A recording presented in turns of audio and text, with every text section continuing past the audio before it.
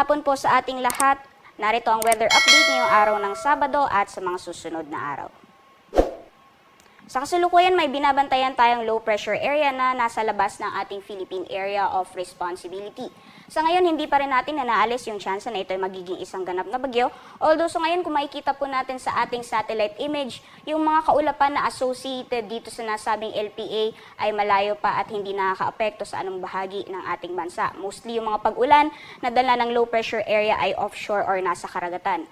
Meanwhile, yung nakakaapekto naman sa ating bansa ay itong Intertropical Convergence Zone, and kung makikita po natin sa ating satellite image, yung mga kaulapan na associated naman dito sa ITCZ ay nakakaapekto sa ilang bahagi ng Southern Luzon, Visayas as well as Mindanao. Kaya asahan po natin sa susunod na 24 oras, may mga pag-ulan tayong mararanasan sa ilang bahagi ng Mimaropa as well as sa Quezon, Bicol region, dito naman sa malahing bahagi ng Visayas, as well as sa northern section ng Mindanao, particularly dyan sa Caraga, northern Mindanao, and Zamboanga Peninsula. And kung makikita naman po natin sa ating image, ay medyo maaliwalas po yung panahon or kaulapan natin, walang nakikitang kaulapan, particularly sa ilang bahagi ng Luzon, as well as may nakikita naman po tayong mga kaulapan sa southern section ng Mindanao, ngunit ito yung mga dulot ng mga localized thunderstorms. So asahan po natin, magiging maaliwalas yung panahon over Metro Manila at malaking bahagi ng Luzon as well as yung southern section ng Mindanao by morning hanggang tanghali.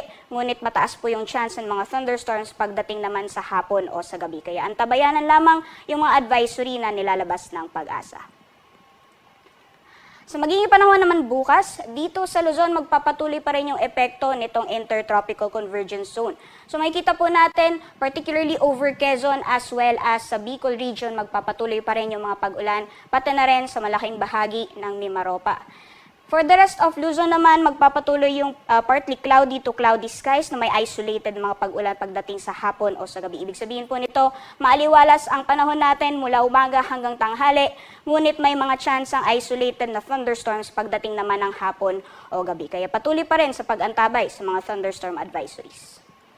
Sa agwat naman ng temperatura, sa lawag maglalaro mula 25 to 33 degrees Celsius. Mainit na temperatura ang mararanasan sa Tugigaraw, 26 to 37 degrees Celsius. Sa Baguio City naman, 17 to 24. For Legazpi City, 26 to 30 degrees Celsius. Maximum temperatures for Tagaytay and Puerto Princesa, aabot ng 31 degrees Celsius. Kalayaan Islands, 26 to 32.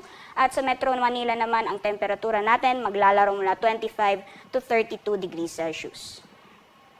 Sa magiging panahon naman sa Kabisayaan as well as sa Mindanao, kung makikita po natin, medyo umangat yung axis nitong ITCZ. So mostly Visayas area na lang maapektuhan. Meanwhile, partly cloudy to cloudy skies na may isolated na mga pag-ulan ang mararanasan over malaking bahagi ng Mindanao. Kaya asahan pa rin po natin yung mga posibleng malalakas na mga thunderstorms pagdating sa hapon o sa gabi. Kaya pinag-ingat po yung ating mga kababayan sa mga posibleng pagbaha o mga landslides. Sa temperatura naman, dito sa ilang lalawigan sa Visayas, maximum temperatures for Iloilo at Cebu, aabot ng 31 degrees Celsius. Temperatures for Tacloban, 25 to 30 degrees Celsius. Samantalang dito naman sa Zamboanga and Davao, maximum temperatures aabot ng 33 degrees Celsius. At sa Cagayan de Oro, 24 to 30 degrees Celsius. At sa ngayon po sa kalagayan ng ating karagatan, banayad hanggang sa katamtaman ng mga pag-alon ang ating mararanasan sa malaking bahagi ng ating bansa. At wala tayo nakataas na gale warning sa anumang baybayin ng ating kapuluan, kaya malaya pong makakapalaot ang ating mga kababayang mangingisda, pati na rin yung may mga maliit na sakyang pandagat.